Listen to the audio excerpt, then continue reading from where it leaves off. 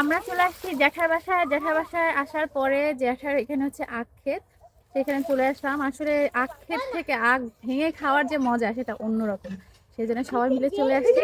এখন ক্ষেত থেকে আখ ভেঙে সবাই মিলে খাবো।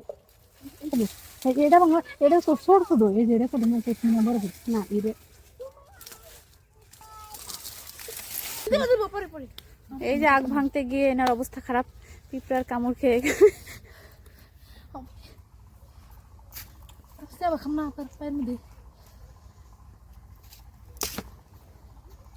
যাবে তো খালি। আমাকে একটু দে। দেখো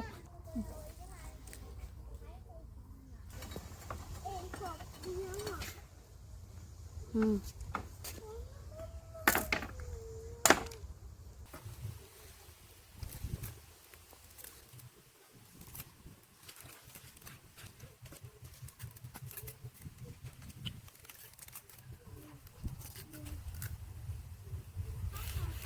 এটা হোক তো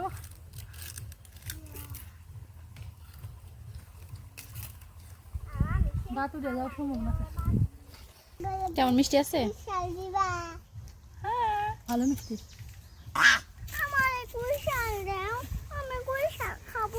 দিমু দিমু